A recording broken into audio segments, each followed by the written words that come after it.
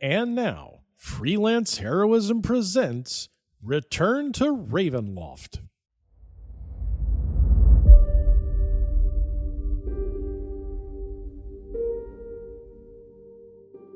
Hey everybody, and welcome to Freelance Heroism. My name is Dees. And I'm Rachel. And before we get started, we just want to say thank you to everyone out there who donates to the Patreon, in particular those who donate at the producer tier. Yes. Rachel, would you like to let us know who they are? I would love to. We want to say thank you to Duncan, Crispy, Nate, Breakmeister, and Rebecca. Thank you so much, everyone. You help us make a better show for everyone, and we couldn't do it without you. So thank you. Thank you. Rachel. Dees. I'm back. You're back. I'm back, baby. Welcome back. Good to be back. Good to be talking and have someone hear it. I still recorded the intro while I was away. Nobody was recording. Just talking to yourself in a dark room. Yeah, that was pretty much it. Oh, okay. I mean, okay, so Hurricane Helene came through and fucked everything up. Yeah. It blasted everything. It was like a death cone. Like, you remember in World of Warcraft, do you remember the scar like outside of Silver Moon? Oh, yeah. That's what it looks like. Except for it's about 20, 30 miles wide, and it goes straight all the way up through North Carolina. Oh my God. Crazy. It is crazy. There were so many trees down and power lines down. Every single street was like crossed with multiple trees. It was difficult getting anywhere because I'm talking like massive trees, not like, oh, we could get out of the car and just move a bunch of them. Like they were as big around as the biggest tree you've ever seen. Oh, like, make your arms into a hoop and be like twice that size, 3 times that size. Wow. Big. And there were some of them that were like that right up the road from my house. There were 2 trees that fell over and they were just suspended over the road by the power lines. Ooh. And they didn't fix them for like a week plus. Oh my God. 10 days. There was just this little mini game of every car that drove under these trees was like, nope, I made it. Let's see if the next guy gets through. It was crazy. Yeah. So everything here was fucked up. The power was out for 9 days, which sucks. If you ever had not had power for a day, that sucks. If you ever had no power for a couple days, that sucks. 9 days is rough. Yeah. 9 days sucks. Yeah, and it's like really hot and humid there too, so. Yeah, the inside of the house was 85 degrees multiple days. Oof. It sucked. Yeah, so there's like certain times of day where you want to go outside because the breeze and the direction of the sun was beneficial to you. And then times where it was like, nope, inside's better. And then towards the end of the day, it would be like, outside's better again. And yeah, but like there's no light, so you had to light candles, and for whatever reason I felt like that was making it worse. Like inside, like we're starting fires inside. That's great. Yeah. But yeah, so it was out for 9 days, and then following that, when the power did come back on, the internet was out, not just here but like for everyone for a while. Yeah. And that was a problem because then you can't use credit cards at restaurants if you want to get food that's not a peanut butter and jelly sandwich or something. Or a peanut butter sandwich, pardon. Yeah. No jelly. Yeah, so there's no cooking, no hot showers, which by the way sucked. That was really not pleasant. Yeah. Freezing cold showers. But yeah, so then the internet was out after, it was from start to finish, the internet was out for 19 days. Wow. The power was out for 9 days. That's yeah. Was it like living back then? Well, multiple times I was like, this little house on a prairie shit has got to go. Like, it would have been different. It would have been different if it was like camping, right? Like, I think camping would have been a different thing because you'd have made preparations for it. You know what I mean? It'd have been more acceptable to be like kind of a little gross. Yeah. Get some shit on you. It's not the end of the world. But like, we were still like in a society with neighbors and there's people around. And so like, there's this like feeling of like, I'm gross, you're gross, and there's still like a judgment about it.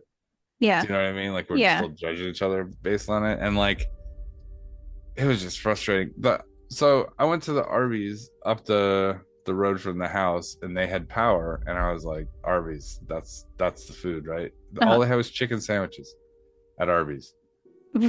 That's all they had. They had nothing else. They're like, we have the 6 and we have the 7, and I'm like, what are those? And they're like, chicken sandwiches. I'm like, I don't want those. Do they have fries? They didn't have anything, man. Oh They were my like, god. they had the number 6 and number 7. That was it. I think you can get like a warm Pepsi and a fucking chicken sandwich from Arby's, which doesn't sound. The Model T of Arby's, where it's like you can get it like any color you want as long as it's black. Yeah. We have the meat. Anyway, but so it was a rough time. I'm sorry that there were no episodes. I do all the uploads, and it's sort of a kind of convoluted process to get it to go everywhere. So there was no way to record the intro. There was no way to upload it. So a couple weeks off, but now we're back. That's right. Yeah. Well, I'm very glad that you have both power and internet. Me too. Let me tell you. Yeah. Yeah. Wow. Anything you learned from your experience that you want to talk about? I think survival skills are important. I think yeah. Those are, so like for the first few days, it was just peanut butter sandwiches because that was the only thing that was non-perishable. Oh, I got a story to tell you about the trash can. Yes. Oh, okay. Sorry, it's horrible. All right. So, but like everything that you eat, because all the perishable food has to get tossed out, right? So like everything goes bad if it's not refrigerated. So all you have is like peanut butter and bread. Yeah. And that's it. For like, it's then like pretzels and shit like that, cookies. But it's not like a substantial meal. So like on like day 2 or something like that, day 3, I was like, I'm gonna build a grill in the backyard because I don't have a barbecue grill, right? It's too hot out here to barbecue. So like I just went out in the backyard and I built like this sort of like deep like fire pit, and then built bricks around it to kind of keep it up, and then put a grill rack across the top of the bricks, right? Yeah. So then I just went out, and like all the people were like dragging stuff out of their yard because everybody's yard was like covered in tree branches and shit like that. So I went and just broke up a bunch of those and started to build this. Some of it was still wet, so I like piled it up and it dried out real quick, like over a course of a day or two, and the Georgia sun, it just dries out. Yeah. And then I was able to like start a fire and keep it going for long periods of time till I could get the temperatures to regulate and then cook on it. I made like a lot of hot dogs because they're easy. A lot of people had hot dogs in the stores, and then chicken skewers, which I thought were so good. These barbecue chicken kebabs. Yeah, so I bet that was good. It was, especially after peanut butter. Like I could have made anything at that point, you know. Yeah. But yeah, so it was nice to be able to eat. So I think the survival stuff, if you don't know how to build a fire, you don't know how to build a grill, I would learn how to do that. Maybe like be happy with like board games, like learn how to be good with board games, because I played like Words with Friends / Scrabble like I don't know how many times. Wow. I got my mom to play D&D. Nice. Yeah, I like taught my mom to play D&D and had like a sort of one-shot little adventure. That was okay. I don't think she's really into D&D, but it was an interesting experience to say you played D&D with your mom. Which is pretty cool. Cool. Yeah. The trash thing. Can I tell you the trash thing? Please do. It's so wretched. Oh god. So imagine an entire like state loses all of their power. Yeah. And all of them have all this food in their fridge, meats and fucking milk and eggs and shit like that. Yeah. And it goes bad in the fridge, and so everybody needs to get it out of the house so their house won't smell. So they all throw it in these trash cans, but the trash pickup isn't coming through because everything in the city is fucked. Right. So now everybody has this bin of just horror in their yard. God. And they all put it out at the road, so it's like not near their house because it smells so fucking bad. And it Yeah. like sits in the Georgia sun for multiple days. Oh Like God. it was like 6 days, Ugh. something like that. And it was just so fucking gross smelling. Mhm. And so at one point, the city was like, well, we can't send trucks through because there's too many places that are blocked off and we don't want to impede the repairs or whatever. So we're going to open up some local dump areas where you can come. We'll put some dumping trailers out in a parking lot. You can get to that parking lot, dump your stuff, and then we'll pick up the trailer and take it away. Uh-huh. So that's sort of like the whole municipal plan is to everybody go to this one location and dump their shit in there. Right. So Everybody bring your disgusting trash to this central area. Yeah, so it was like my neighbor and my trash kind of got thrown in the back of the truck and then drove up to where the dump site is. Now, like, there's just trash is already gross smelling on its own. Yeah. But when it's been out for a long time and it's all meats and eggs and milk, Oh God. like that, it's fucking horrifically bad. Yeah. And so, like, when I put it in the back of the truck, the smell was so insane. It was so insane that when I sat inside the truck, I could still smell it with the windows up. It was just like an all-encompassing wretched thing, right? And it was like you could see like the Pepe Le Pew like fumes coming off of it as you drive down the road, like visible scent marks. Ugh.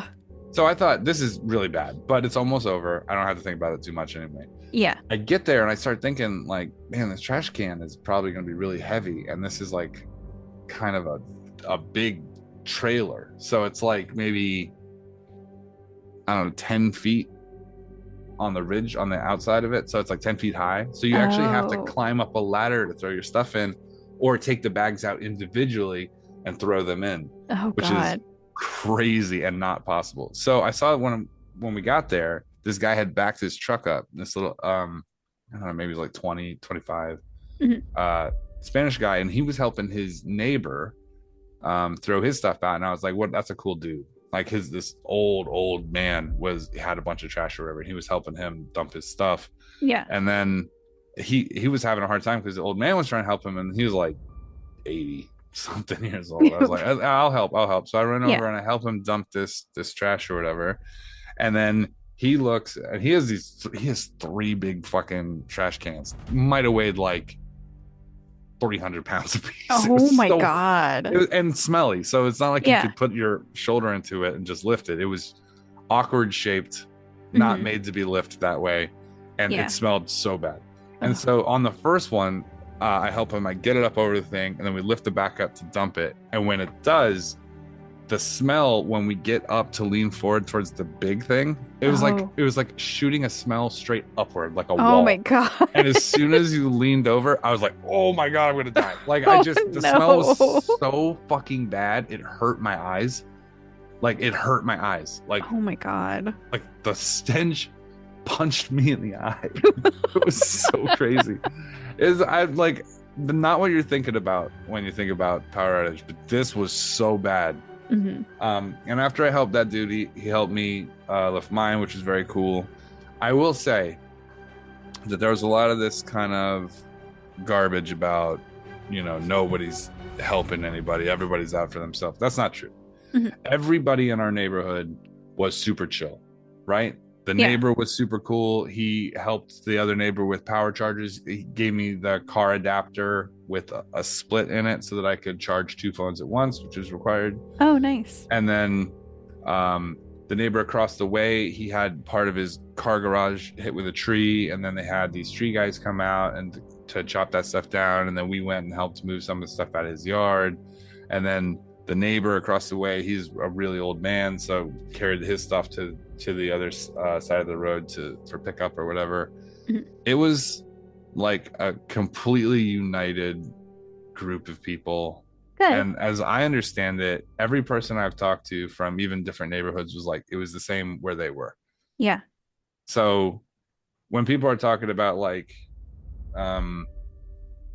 everybody's out for themselves, just remember that like in a really shitty pinch of a situation, Mhm.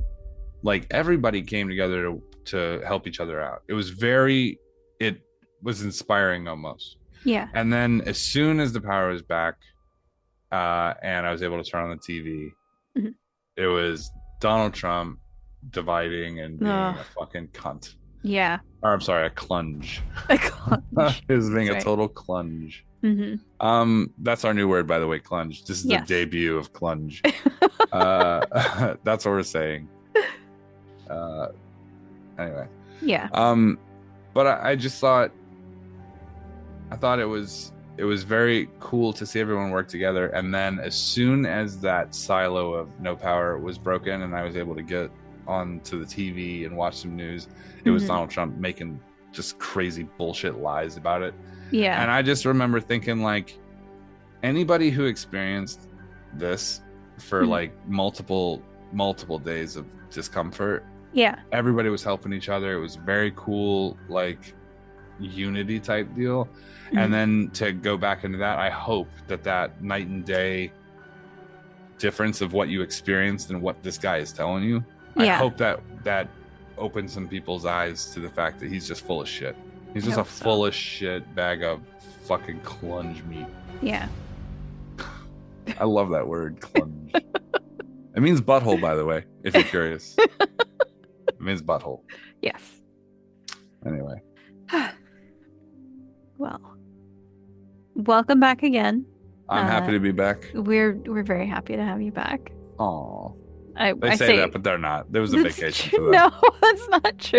They were chilling. They were straight chilling. That's not true.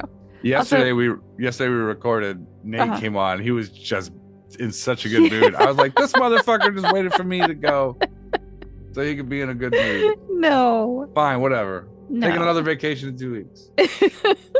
What are you saying? Well, I was gonna thank you for recording this intro a day early because I have to go to a conference tomorrow. So conference. Yes. Oh, you're gonna do book reading stuff? It is a library conference, so yes. You're gonna sit around and talk about which vampires are the best vampires in novels? No, I don't think I signed up for any reader's advisory type sessions. So what are you doing while you're there? So I signed up for stuff. There's like a session about AI. There's a session about like intellectual freedom and sort of some of the stuff that libraries are facing right now. Intellectual freedom. Yeah, like the idea of like having ideas or books available at the library and like people who are challenging them and stuff like that.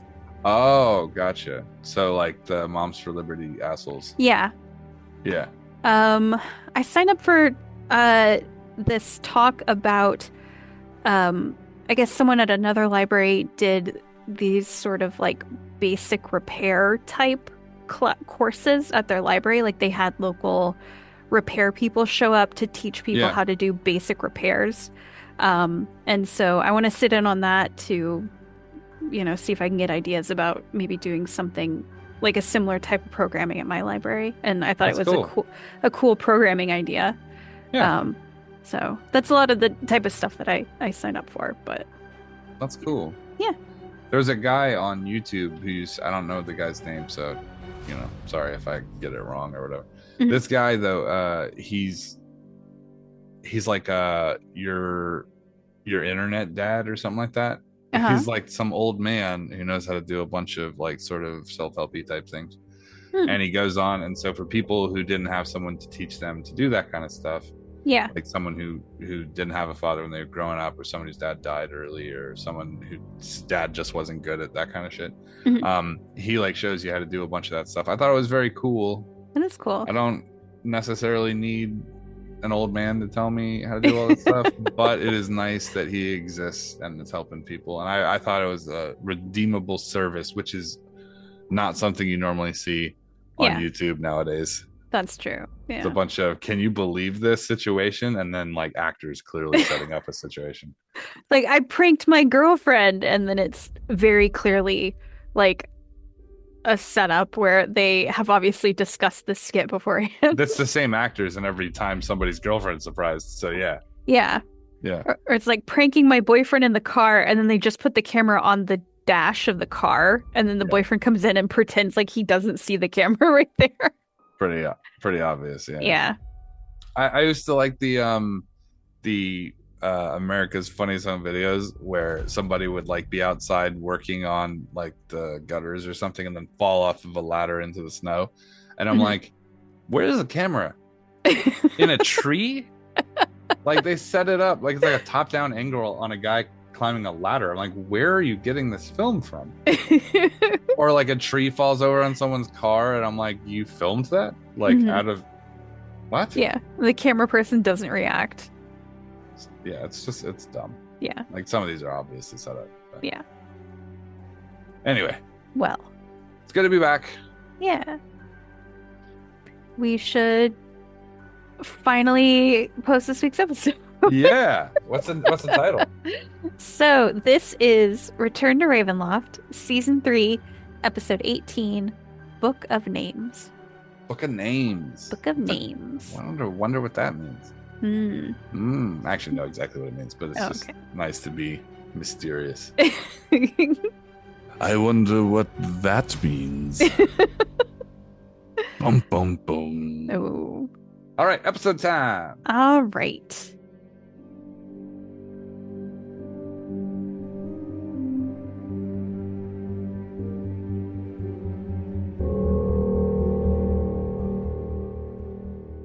$25. So you go to 25 on your unarmed strike. And what do you do? I'm going to, while he's in the middle of the reaction, I'm going to place my foot sort of firmly into the back of his knee, bending it, and then lean forward till my weight is sort of standing above where the calf muscle is, pressing that till it's flat on the ground and sort of pinning his knee to the ground. This is an old professional trick that they use to disarm people without physically hurting them. Once I've got him down to that knee, I am going to reach behind him and place the dagger against his throat and put my hand on the back of his head to kind of hold it in place. So now he can't stand or roll, and he can't rock his head back to move his throat from the blade. He's sort of in a bad situation here.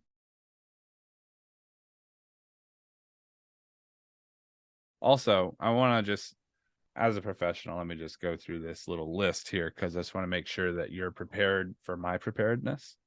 If, for any reason, he were to turn into gaseous form, for any reason like that, I would swipe up with my jacket, wrapping him up and pulling him with me across the room. Gaseous form would need to be able to make a pathway out. If I move faster than his maximum movement speed, which in gaseous form is 10 feet, he wouldn't be able to escape from my coat. He would have to reform, and in that process, I would then stab him. If, for any reason, he decides that he wants to make any type of quick action or roll, I want to have ready to slash at his throat. Is that fair, Duwalk? That's fair. And I want to put enough pressure on the blade so that there is not enough way for him to rock his head left or right with the hand that I have against the back of his head. Fair? Fair. Okie doke. I'm gonna say the the thing with the jacket is very cool. I think that's called the Dutch oven maneuver. Yeah.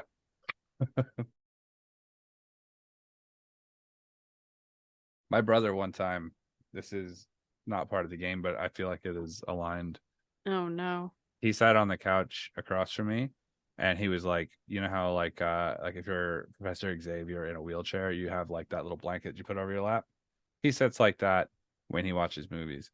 And so he had done this thing where he had his entire legs covered with this blanket, and I watched him tuck it underneath himself, and I thought, oh, this guy is cold.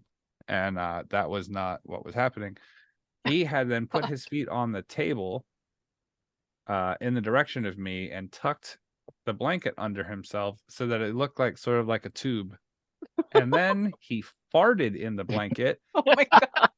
And it came out like a hot air, like you know those air poppers, like You know what I'm talking about? Like those little guns where you pull back and it goes pop and Pop, like yeah.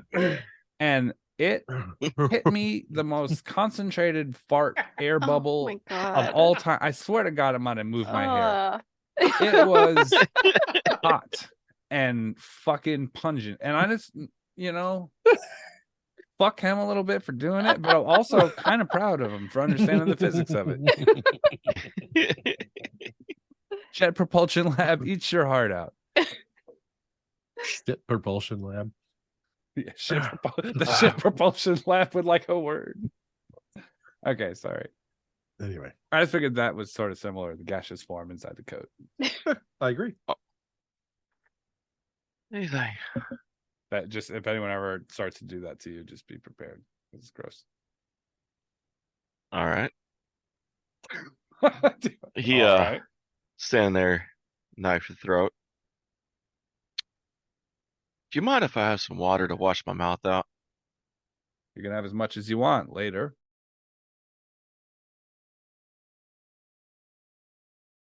We can't talk like civilized with my mouth not reeking and tasting of vomit right now. I think if you want to talk civilized in the future, you're going to talk quickly and expeditiously now about whatever I decide we should talk about. You take the fun out of games. No, I'm having a blast. You must be great in bed. Always your way. I had to think for a second. Was that a villain comment or a DWAT comment about you making the game so fun? I was like, wow, that got passive aggressive in a hurry. He said, "You must be fun in bed." I was like, "That's a DWAT comment." And by the way, I am. So fuck you a little bit.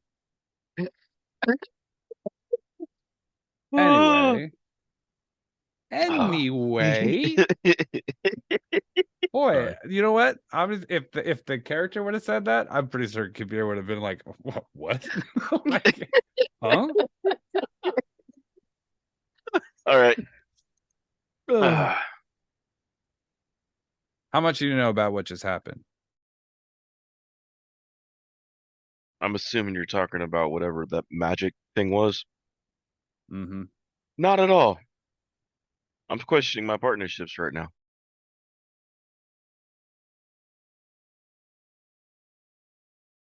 I'm gonna look around the room. Any follow-ups, guys?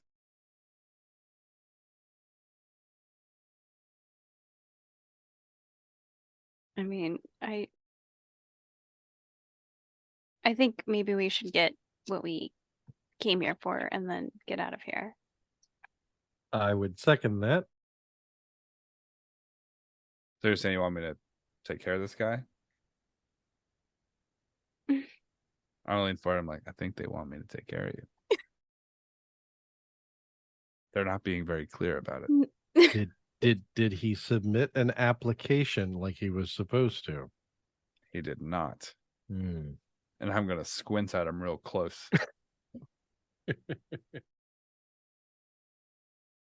Well, He just kind of squints at you back for a second. Do you know who I am? I'm pretty sure I read I got the conversation. We were well introduced about you. Where are the rest of the people? The ones you're working for? Where are they now? Edit with, not for. Looking up at you. Oh, he says. Oh, okay. Yeah. Sorry, I thought you were No, talking to Rachel. Okay. No. You can leave all that in. He's talking about edit with, not for. Gotcha. So where are the people you're working with? Well, last time I left the crazy one, he was messing around in the throne room thinking he was all big and bad. And what might he look like? also crazy one. You might need to be a little more specific about that. Oh, Just a brief rundown, description. Revenant. He looks undead. Kind of like flesh falling off. That armored, crazy one. Sword, like Real angry at your elf friend. Yeah, I just gotta turn and look at Adrie like, okay. Suppose she's gotten a few up on him from what he says. Adriel will nod. So what should we do with you? And I'm gonna push the Mm. knife. Personally, I prefer to live. If the roles were reversed, would you let me live? Hell no. You asked me honestly. But difference between us, you have hero friends, and I serve the god of death. I'm sorry, murder. You're not doing a very good job. No, I'm gonna lean real because close. I'll be back. I'm gonna lean real close, put my face next to his while I still have my hand behind him and the blade on him. And I'm like, even though you wouldn't have let me live, I want you to remember what I did. And remember that you owe me. And then I'm gonna pull back and I'm gonna crack him in the back of the head to knock him out with the back of the dagger, the flat handle. Okay. He drops. Bookshelves that he was looking at. On the top of the bookshelves, are they there's like some space, like I could like stack something up there? These ones are actually each book's in a plate. There isn't really any open spaces on this set of shelves. We could take some of I the mean, you can books. set something on top of the books, yes, but I want to take all of the books out of one of the top shelves. I'm going to manacle the fuck out of this guy. I'm going to take everything he owns that he has on him. I'm talking cloak, boots, fucking hat if he has one. I want his keys. I want his fucking gold. I want everything that he has, weapons, everything.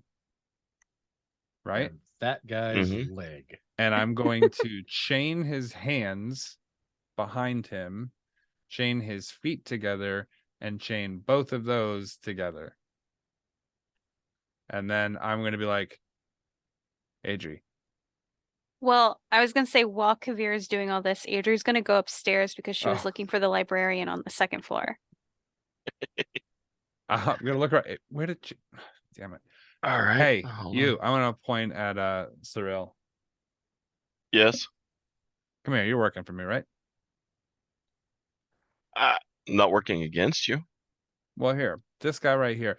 Take those books off that top shelf. Just knock them down. It doesn't matter. These aren't good books. And then take him and stuff him in there. You want him stuffed on the bookshelf. I want him stuffed in the top one. I don't want anything wandering through here while he's unconscious and eating him while he's unarmed. I need a favor from him later. That's going to pan out for me. In the meantime, I want him stuffed up there so nothing will get him while I'm not in the room. Does that make sense? This all feels like it checks out in my head, but how are you feeling about it? Oh wait, I don't care. Put him up in the bookshelf. She kind of gives you the side look. I'll kill him for you if you want. I don't want him dead. I want a favor from him for sparing his life. Have your captain do it. I don't want to babysit him. And I'm going to look at him, look at Rain, and I'm going to look at her, and I'm going to be like, I need a strong person. Just lift them up. I guess all I do. No offense to you. I mean, you're cool and everything. I like you. I made you a hat and everything, but just, she's stacked and you're kind of just a little guy.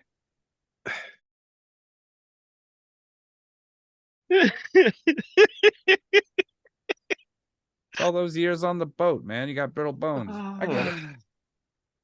What do you want me to do? He's made of water. He doesn't even have bones. He doesn't have bones. I have. Wow. He has ice and seaweed. Hey, I was supposed to adjudicate discussions between Ray and Deese, not both you and both you and Nate. The fuck is this teaming up on me bullshit all of a sudden? She's not even here. She's not even First here. off, I have bones. Okay, Prove it. And he has levels in fighter. What's your strength? What's my strength? What is my strength? The fact that you don't know right off means that your My prime strength stat. my strength is there nine. we are. My strength is 19. Is it 19? Wow. Yeah, my strength is 19. That's pretty strong. Oh, I are am you gonna pretty sure. prove a prove a point to me by picking him up and putting him in that thing? Fine. I will gladly do so. I'm gonna look at Cyril and be like, Soth's gonna be so upset that you aren't following orders. Soth and you have different variations of what orders are supposed to be. I wasn't even supposed to be here today. Fine. I'll be happy to yes, I'll take care of it. And so I do. It didn't matter who really put him up to. I didn't really care, but I figured by causing conflict, I could get somebody to do it. Of course. But I'm just looking, I'm staring around like, motherfucker asked her. Why am I getting in trouble for something that I wasn't even involved in? You got a slight message from Ludo in your head. That's how she works, bud. All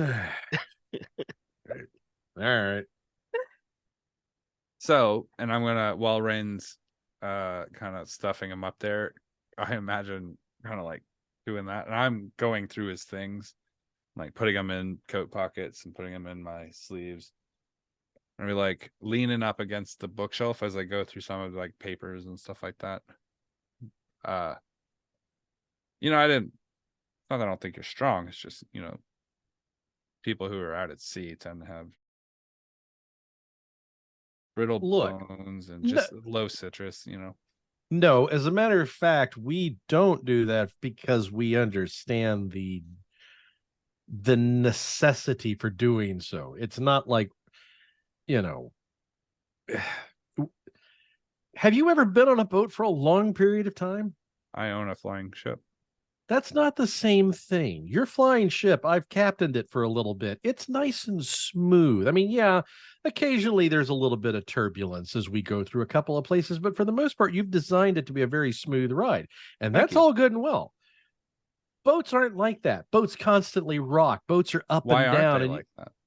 Because the ocean isn't like that. And unfortunately, that's why are you on the ocean? Because that's where most of the booty tends to be. And you can take that however you'd like. I'm making the point that if you're saying that I am less of a captain because I have made my ship run smoothly, I am not saying you are less more of a captain because you're capable of dealing with rough waters. I would then say, is not the greater leader one who eliminates a problem before it exists, or one who deals with multiple problems as they occur? Look, this is not about who's the better captain. This is your misconception about my sea legs being brittle. If anything, my sea legs are quite strong because I have to constantly keep myself upright and balanced in a ship that constantly rocks and barrels around through rough water. Didn't you just throw up a minute ago? We all threw up a minute ago. That had absolutely didn't throw nothing. Up. Better captain. I might have to take your hat away, and I'm going to start walking off towards. I mumbled to myself, "You can show that hat up your ass." You're on a contract. Fuck me. Just remember, Ludo can take his image and let you off the contract. No, we can't. That's not how contracts work. You can't dress up as a person and fucking invalidate a contract. You'll sure try. I would like to clip that for future Kaeviir shenanigans. You can't dress up as another person and invalidate a contract. You can make someone think you've invalidated the contract, but in any you court. said I fucking didn't say shit. All right. Also, she can't record in game. She's not even here. There's so many things about this scene. You know how often Rachel tells me I'm not there? And then just cleverly forgets it like a spider in the night. All right. So Adrie goes upstairs to the next floor. Yes, I am looking for the librarian, which I believe I was told is a ghost. Yes.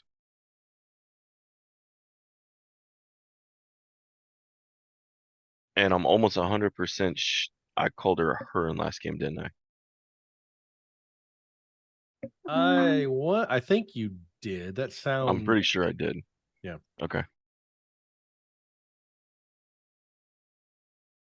I just want to make sure I'm consistent. Mhm. I got like probably like 20 different NPCs in front of me. All right, so And they're we also are on. a headless ghost. Yes, they are. Yeah, because here's the fun note. I, in my glancing going through, read Elizabeth when it's Elzarath, and you can have fun with that one later. So half my notes say Elizabeth. It's Okay. the big one. It's the Right. big one, Ilzara.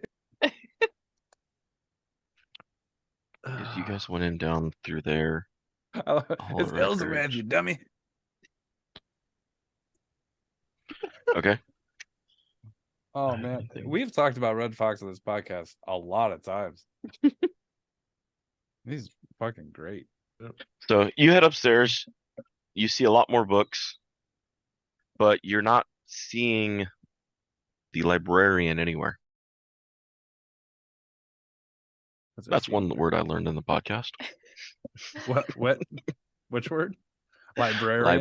Librarian. The librarian. No. Yep. Welcome to the librarium. This is where we keep all our berries. The librarian. The librarium. Adrie will say hello. Kind of walk around. Is there like a circulation desk? Is there a reference? Or on the second No, floor, there's probably not. references up here. You see a podium with a book. Okay. I will approach that. Okay. And let me make sure I get this right.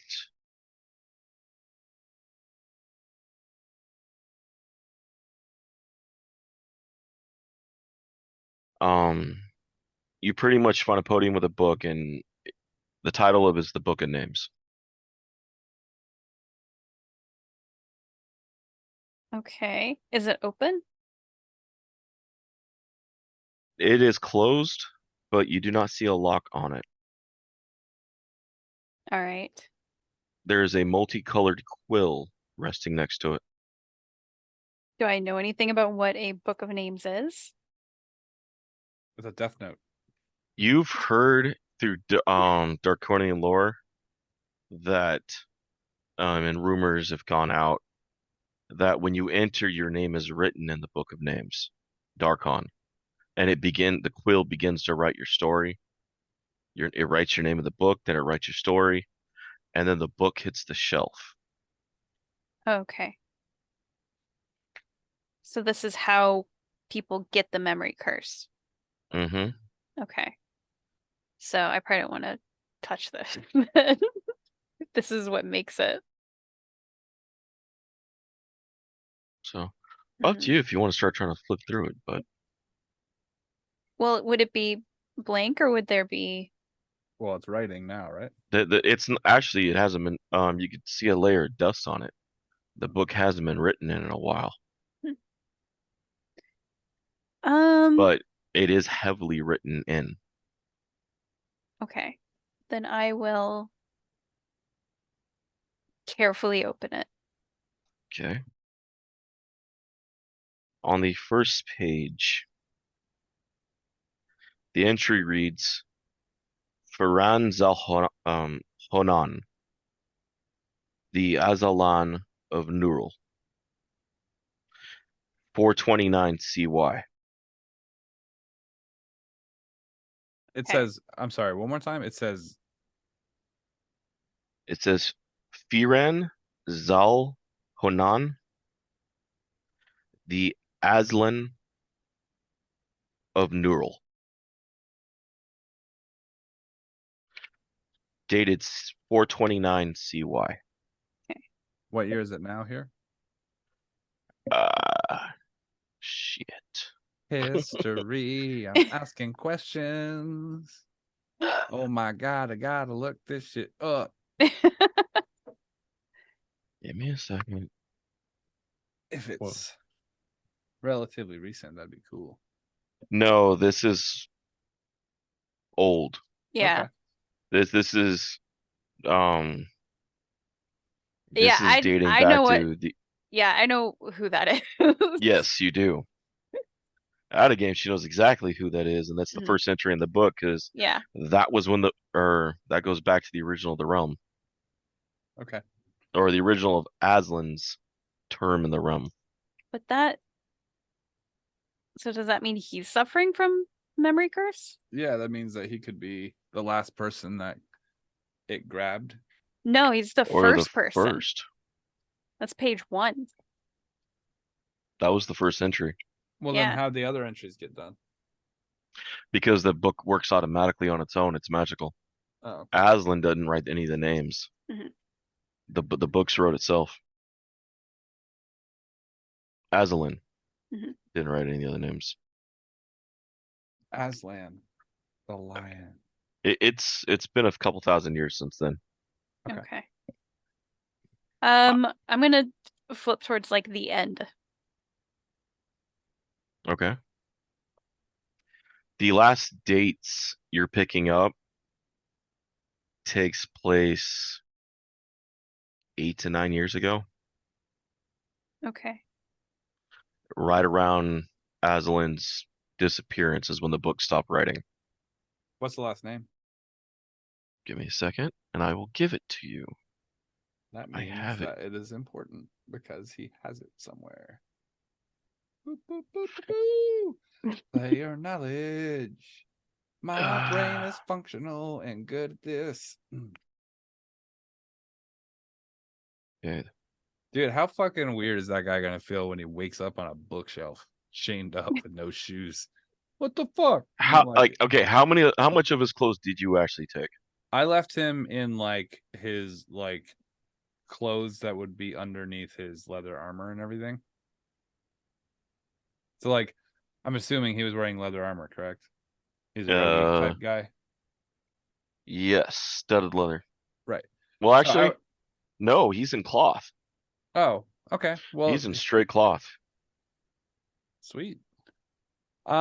Just whatever his like short clothes are, not like underwear or anything, Okay. but like in his sort of like Okay. pants and maybe a tunic. The name is Aiden Lentidis. God Is there damn. any kind of like call number What No. are you looking associated for? with it? Oh my No. god.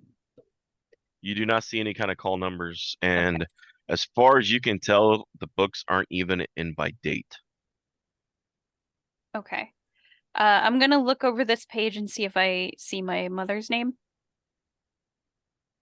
Not on this page. Okay. Are you just gonna browse through it? Yeah. All right, give me an investigation. I believe it's gonna be a 26. Okay. Oh yeah. After enough time searching through, you actually find your own name first. If you're going from the back towards the front. Oh, it's Okay. like a manga version of the book. I get it. Kidding.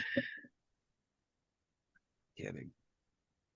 Then after enough, page flipping and turning, you do eventually come across your mother's. But Okay. what worries you is the date is easily before it was before you came to Ravenloft yourself. Before I came to Ravenloft or Mhm. Darkon? No, before Ravenloft. That would have been like a window of like days. Is that like how it translates? Is that it's like days difference, or does it just give the year? Just gives the year. Is it the same year that I came to Ravenloft? Mm-hmm. Okay. Is time even the same between the two places? Right? Who It knows? heralds Yeah. similar because the way you were able to move, Kaeviir himself was moving back and forth, and 12 was kicking him back through a portal in years later. Right, but if 12 were here and then went back, we might need to edit this part out. Mhm. If 12 came here or took me back through the portal, right, then brought me back through here, all that means is that her scale of time and mine are the same. It does not mean that outside of that those people aren't living extra months or days or whatever. Mm-hmm. It's hard to tell. Anyway, this is very nerdy. In the Ravenloft novels, there is like a passage about how someone who from outside of Ravenloft comes to Ravenloft, and he specifically notes that the stars are different. Right. And it's never fully explained. So I don't know if it's that it's just like a completely different place, or if it's like time is so out of sync that like the movement of the stars is at a different pace than like where he came from. Because originally it's a different place. Okay. Well, yeah, because I mean that's something that Rain would probably also recognize too, as a sailor coming from where he transitioned to. You had to learn the stars. I would have had to have learned basically how to completely re-navigate using, Yeah, but this is a conversation that isn't actually happening in game. Nobody's right. Yeah. Right. It might actually be the case that that's something we would figure out, but just we haven't said it out loud to each other yet. Yep. Mm-hmm. Okay. I'm gonna flip through a few more pages, just kind of looking over some of the other names, just because like the time difference is bizarre to Adrie. That basically, like, as soon as she left her home, somebody came and dug up her mother's body. Or maybe it's a mirror mother. Maybe. Which was the whole point of me investigating this. There's one more thing that kind of catches you off as you're flipping back through pages between where you found your name written and your mother's name written. You find another name written that it kind of catches your eye, shoots out of the page at you. Riordan. Is there a date? It comes in. Well, no, because you guys weren't there. You guys weren't even in Ravenloft for a year in Barovia. So it would be the same year. Same year that Adrie came to Ravenloft? Well, after. Actually, no, it'd be after. So it'd be a couple years after Adrie came to Ravenloft. Everybody get your board and your yarn, your pins. Yeah. Sorry. And this is specifically, and these just so I'm making sure I'm understanding this right. These are the dates that the characters showed up in Ravenloft, not Dark. In Darkon. No, in Darkon. In These Dark. Are the dates they showed up in Darkon. Okay. All right. That's what I wanted to make sure, because something wasn't lining up in my head right. Okay. Sorry. All right. Yeah. So Thrasta hit Darkon before Adrie. Adrie came next, and then Riordan came later. Okay. All right. So then, not necessarily days. No. Because Adrie spent like a couple years in Barovia Ravenloft before going to Darkon Ravenloft. Okay. And is Ludo's name in there as well? No, that is the odd name. No, because Strahd had Ludo set to where he can move in and out of Darkon without triggering the memory curse. Well, I think part of it. Because I was thinking in terms of the fact that since I took Adrie and Ludo into Darkon, that's why I was trying to figure out why his name wasn't showing up. Okay, that makes sense. I think it's just when you go to Darkon and you're affected by the memory curse. But I think this is my personal theory, was that Ludo was a vampire when he originally entered Darkon, and I think that maybe the memory curse doesn't affect the undead, or maybe it was still just something of Strahd's protection. I don't entirely know. Or maybe he was in and out before the memory curse could really take full hold while Adrie was there. It normally takes about 3 months for the memory curse to fully hold. Yeah, So, but that does mean Ludo was a vampire on my ship. Yes. Or wait, no. Actually, no. Not when the Ludo you met was wish spelled out of vampirism. Oh. So Yeah. here's the thing. Okay. If Ludo was capable of moving around, because Ludo is sort of like me and that he doesn't like to stay in one place for long, so he moves around a bunch. He might not have been there long enough for the memory curse to hit him. Right? Okay. Yeah. So like he could have came in, dropped Adrie off, and then ran off to go do something else, and then came back to see Adrie, and just because Adrie was stationary in Darkon, the curse was able to slowly creep into her mind while Ludo was out and about, so it never got a full grasp on him. So never got he also the name of the book. Yeah, Ludo entered Darkon as a vampire, but then very soon after he used the wish spell to return to life, so that could have maybe disrupted the memory curse, like in action on him, or maybe even reset its clock or something. We don't know. Yeah, all we know is Ludo is a man of mystery. Yes. Okay, Adrie's gonna take note of. I think it's the nicest thing he's ever said about Ludo. Oh, I didn't say it was a good mystery. It's a shitty mystery, I was gonna make fun of Agatha Christie, but I don't really know her work. Like a Hardy Boys mystery. Yeah. Oh, motherfucker! Like Encyclopedia Brown. Actually, Ludo's a hard-on boys mystery. Oh my god! Edit, maybe. I guess I don't know. In all fairness, he did make a move on me. So, all right. I am taking note of these names. Okay. I'm gonna close the book and then I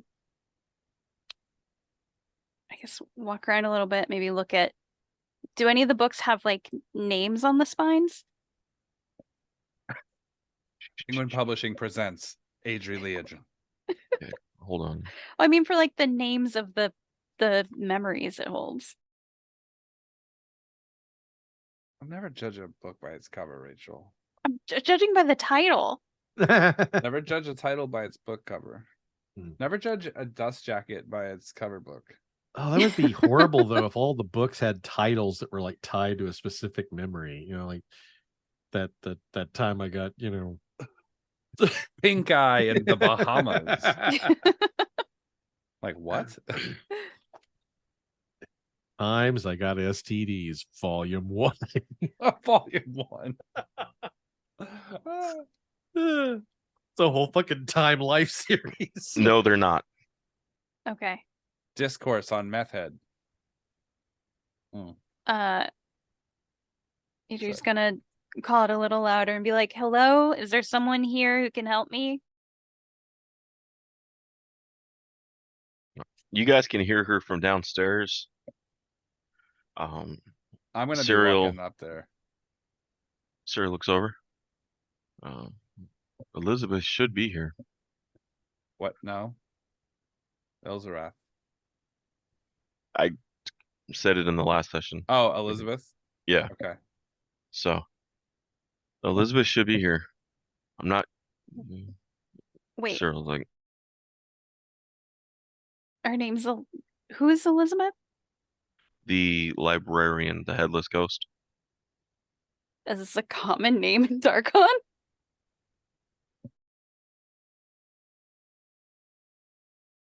Could be one Adlin liked. I don't know. We've met an Elizabeth. The Red Widow? Liz. Yeah. Oh, okay. Yeah. The Red Widow was Elizabeth or Liz. Okay. So. Headless spider librarian ghost. You've never met two people with the same name before? It's been a very Elves can be related, but no one can have the same name. I know. Yeah, it was a very popular name that particular year in guess Darkon. So. That must be what it.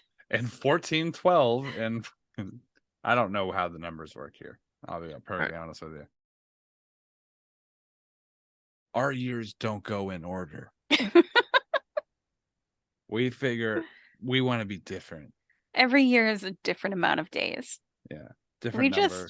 We just vibe with the year until like we're done with that vibe and then we move on to the next one. This feels like a 1047. I don't know why, but it 7 just years does. ago, we had 14 fucking Labor Days in a row. It was crazy. It was crazy. And Amazon Prime Day lasted for 6 minutes. Best 2 weeks ever. D-Walk, I want to tell you, I want to know everything that dude had on him. I'm talking weapons. I'm talking gems. It's not relevant right this second. I'm just going to toss it all in a big bag and then stuff it up my coat, like into one of the holdings. But I mean, you took his coin too, right? I took everything. Yeah. Okay. Except I even took his boots, but I don't really want to keep the boots. They don't seem magic, do they? No. Okay. If they're magic, I'll keep them. But if I don't get that vibe of magic, I'm just gonna walk into the next room and toss them in like a stack of books. I just don't want him to have it. You took his mask too? Oh yeah. Okay. Took everything. Everything that has a value. Okay. I figure that there's gonna be some pushback probably on this favor I'm gonna get from him. And so I want to have a token to trade to sweeten the deal. That being said, until I can have a moment to really inspect these things, I'm going to stash them in a bag, keep it closed, and not engage with them at all until I have reason to. All right. That seem fair? Yeah. Okay. All right. So I called out for the librarian again. There's no response. No response this time. Again.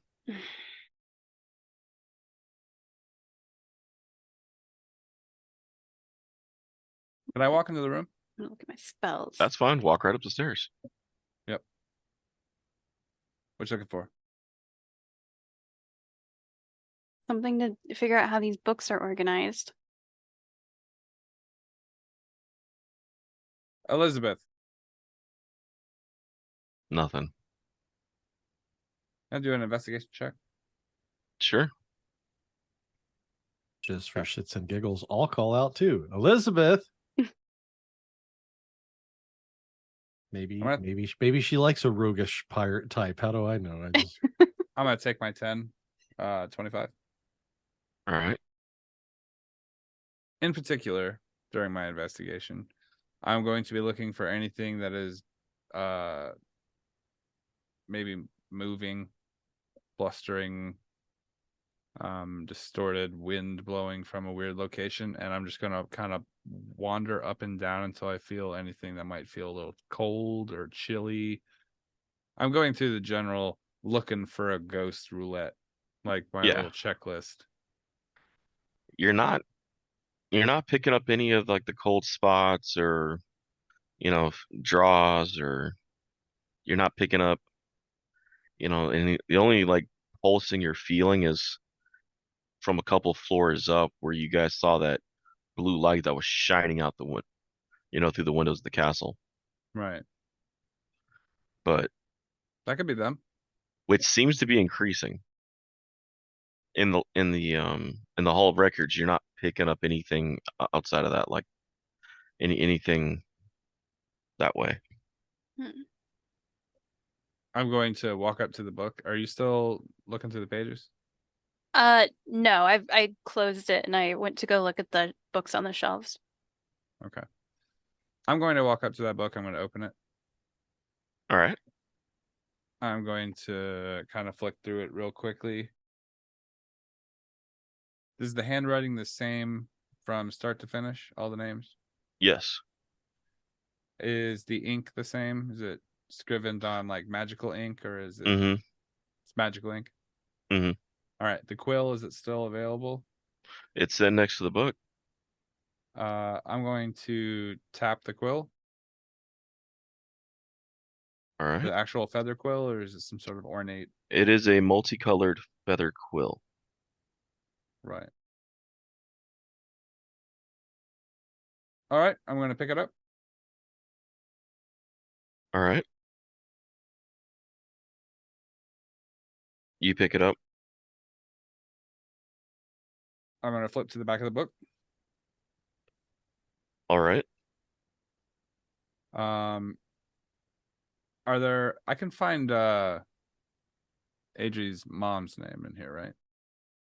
You would have to do a check on the book to an investigation as well, again on the book just as you're flipping through. Okay. Well, in the meantime, before I do any of that, I'm going to take the quill and I'm going to kind of make like a couple marks in the bottom of one of the pages. See what happens. Nothing. Doesn't make any mark. Mm-mm. Must be a command word or something.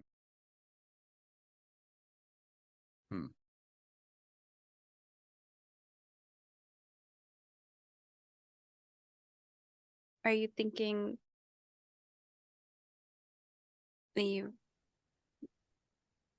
like what if you mark their name out? That's what I was thinking, but I don't know how that will affect anything. And the only people I have access to in this room are people I wouldn't want to accidentally scratch their name out and all of a sudden they lose everything. Not great. Mm-hmm. I thought Adrie, consider something. We might be considering the same thing, actually, even though I'm not there. What I was thinking is that I would make an alteration to the entry for your mother's name and then watch where things go to alter, like if the book glows or shifts position or has to come back here for an update to its notification but unfortunately, and I'm going to take the thing and I'm going to make some scribble marks on the book. We're all out of ink. So I'm going to put the quill down. We need to find the person who utilizes this. It's going to be easier than us trying to counter engineer it. I seem to recall there being a blue light from upstairs. Up here? One floor above you guys. Saw it in the tower, right on the way here. The aggressive glowing. Serial told you it was coming from the conjuration room. What say you? If it gets me my mom back, then yeah. What about you, Captain? Well, I thought I was still downstairs. I'll lean to the stairway. Okay. Yeah, you, Ludo, and Serial were still in the lower part of the Hall of Records. I'll look up. You want to go up one more floor? Well, the librarian seems to be out for the moment, and unfortunately, some of the devices that we need access to are what I would assume under their control, or maybe they'll have more information about it. Well, then, in the absence of any other better plan, I'd say up we go. In the center hallway, outside of the Hall of Records, there is a circular stairs that you guys saw from the bottom floor that does go all the way up and down through the floors. Adrie? Yeah. After you. Okay. And I'm going to smile. Are you guys leaving Ludo and Cyril behind to cover tracks, or are you guys having them take up the rear? I mean, I'm going to assume that because we're sort of scattered amidst two rooms that we would talk to each other about what we're doing. Okay. Just assume that unless we specifically tell a person to stand here and wait here, that they'll probably tag along with us. All right. Sounds good. You guys are going up. So if you guys, how are you guys going to go up to the next floor? You guys going to take the center stairs? Yeah, but we'll take the stairs, I think so. suppose. Yeah. Okay. Adrie first. So we have to exit the Hall of Records to that central area and then take the stairs up there. Mm-hmm. Okay. Seems good to me. All right. Okay. Adrie is thinking about something. Just very quiet. All right. What are you thinking about? Something. Oh, okay. I'm sure that'll be great for the listeners. Okay. All right, as you guys step up, there is a large blue giant crystal-like object sitting on the floor with a silver kind of base keeping it there, glowing and pulsing. Around the room is a blue force wall magically keeping it in. As it pulses, you see the light coming through it. On the other side of the wall, you see 4 whites lined up, kind of pacing around it. You see on the other side an elven woman, the red veins of the. You guys immediately recognize the necrocore. You see the red veins of a necrocore pulsing through her as she's pounding on this blue wall. But what catches your eyes the most is standing in the room as it's pulsing.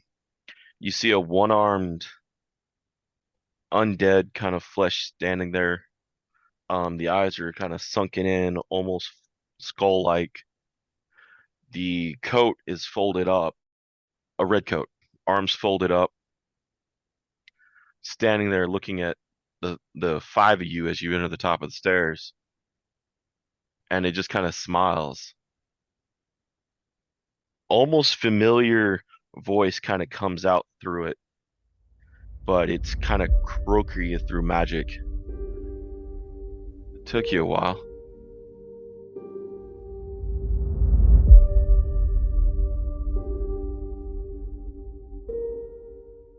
Thanks for listening to Freelance Heroism. We really appreciate you coming in and listening. We also really appreciate all the people who support our Patreon. By supporting the Patreon, you're going to get behind the scene uncut clips that you'll get to see sort of like maybe the tissue behind some of the edited, cleaned up content.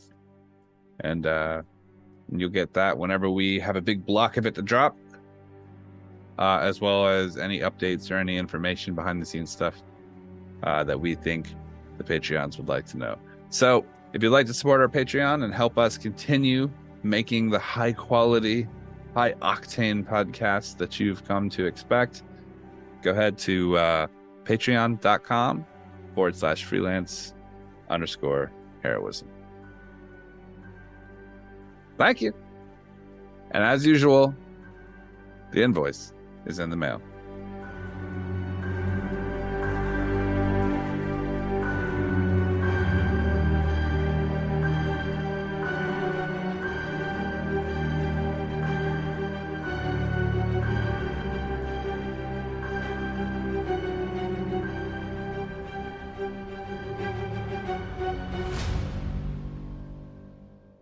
So let me ask you a question. Since we've been talking like nonstop for an hour and a half, do we have like 5 seconds to bathroom and everything before we get kicked in? Yeah. Okay, Yeah. Let's do that. Sorry. Nate has to take a deuce. Old man bladder. No. Old man bladder. Plus, I had a Crown and Coke, and it's like it's time to make a repeat appearance. So anyway, I'll be right back. A repeat appearance. Well, you Taking know, the Browns to the Super Bowl. Well, no, Go I'm take your just, piss. Good Lord. you know what I mean. I don't need Fucking- context. You don't drink alcohol. You rent it. To this precedes this. Okay, go.